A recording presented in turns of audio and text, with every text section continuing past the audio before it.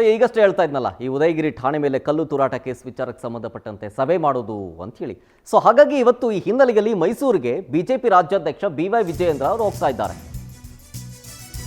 ಜಾಗೃತಿ ಜಾಥಾದಲ್ಲಿ ಭಾಗಿಯಾಗೋದಕ್ಕೆ ಪರ್ಮಿಷನ್ ಕೊಟ್ಟಿಲ್ವಲ್ಲ.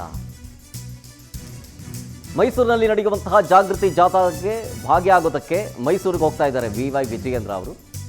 ಉದಯಗಿರಿ ಠಾಣೆಯ ಮೇಲೆ ಕಲ್ಲು ತೂರಾಟವಾಗಿತ್ತಲ್ಲ, ಇದನ್ನು ಖಂಡಿಸಿ ಇವತ್ತು ಜಾಗೃತಿ ಜಾಥಾ ಸಭೆ ನಡೆಯುತ್ತೆ.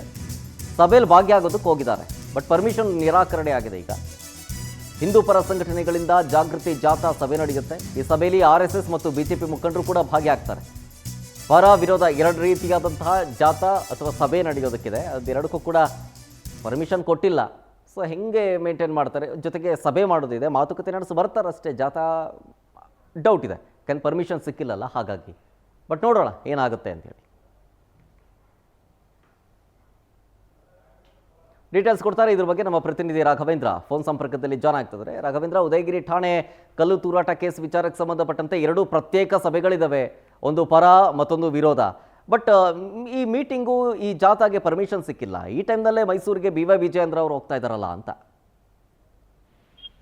ಶರತ್, ಏನಂದ್ರೆ ಪ್ರಮುಖವಾಗಿ ಉದಯಗಿರಿ ಪೊಲೀಸ್ ಠಾಣೆ ಮೇಲೆ ಕಲ್ಲು ತೂರಾಟ ಪ್ರಕರಣಕ್ಕೆ ಸಂಬಂಧಪಟ್ಟಂತೆ ಇದೀಗ ಬಿಜೆಪಿ ದೊಡ್ಡ ಮಟ್ಟದ ಹೋರಾಟವನ್ನು ರೂಪಿಸೋದಕ್ಕೆ ಮುಂದಾಗಿರ್ತಕ್ಕಂಥದ್ದು. ಅದರ ಒಂದು ಭಾಗವಾಗಿ ಇವತ್ತು ಮೈಸೂರು ಚಲೋ ಅಂತ ಹೇಳ್ಬಿಟ್ಟು ಮೈಸೂರು ಒಕ್ಕೂಟ ವ್ಯವಸ್ಥೆ ಅಂತ ಏನ್ ಮಾಡ್ಕೊಂಡಿದ್ದಾರೆ, ಅವರು ಅಲ್ಲಿ ಮೈಸೂರಿನಲ್ಲಿ ದೊಡ್ಡ ಮಟ್ಟದ ಪ್ರತಿಭಟನೆಯನ್ನ ಹಮ್ಮಿಕೊಂಡಿದ್ದಾರೆ. ಹಾಗಾಗಿ ಆ ಪ್ರತಿಭಟನೆಗೆ ಬಿಜೆಪಿ ಸೇರಿದಂತೆ ಅನೇಕ ಹಿಂದೂ ಪರ ಸಂಘಟನೆಗಳು ಸಹ ಸಾಥನ್ನ ಕೊಡ್ತಾ ಇರ್ತಕ್ಕಂಥದ್ದು. ಈ ನಿಟ್ಟಿನಲ್ಲಿ ರಾಜ್ಯಾಧ್ಯಕ್ಷರಾಗಿರ್ತಕ್ಕಂಥ BY ವಿಜಯೇಂದ್ರ ಹಾಗೆ ವಿಪಕ್ಷ ನಾಯಕರಾಗಿರ್ತಕ್ಕಂಥ R ಅಶೋಕ್ ಅವರು ಸಹ ಇವತ್ತು ಮೈಸೂರಿಗೆ ತೆರಳಿ ಆ ಪ್ರತಿಭಟನೆಯಲ್ಲಿ ಮತ್ತೆ ಬೃಹತ್ ಸಮಾವೇಶದಲ್ಲಿ ಪಾಲ್ಗೊಳ್ತಾ ಇದ್ದಾರೆ. ಆದ್ರೆ ಸದ್ಯದ ಮಾಹಿತಿಯ ಪ್ರಕಾರ ಯಾವುದೇ ಕಾರಣಕ್ಕೂ ಸಹ ಪ್ರತಿಭಟನೆಗೆ ಅವಕಾಶವನ್ನ ಕೊಟ್ಟಿಲ್ಲ ಅಂತ ಹೇಳಲಾಗ್ತಾ ಆದ್ರೂ ಸಹ ಅವಕಾಶವನ್ನ ಕೊಟ್ಟಿಲ್ಲ ಅಂದ್ರೂ ಸಹ ಏನು ಪೊಲೀಸ್ ಠಾಣೆಗೆ ಮುತ್ತಿಗೆ ಹಾಕಿರೋದನ್ನ ಖಂಡಿಸಿ ದೊಡ್ಡ ಮಟ್ಟದ ಹೋರಾಟವನ್ನ ಮಾಡೋದಕ್ಕೆ ಬಿಜೆಪಿ ಮುಂದಾಗಿರ್ತಕ್ಕಂಥದ್ದು. ಈ ನಿಟ್ಟಿನಲ್ಲಿ ಪೊಲೀಸರ ಪ್ರತಿಭಟನೆಯನ್ನು ನಿರಾಕರಿಸಿದ್ರು ಸಹ ಹೋರಾಟಕ್ಕೆ ಮುಂದಾಗಿರ್ತಕ್ಕಂಥದ್ದು ಬಹಳ ವಿಶೇಷ ಅಂತ ಹೇಳ್ಬೋದು.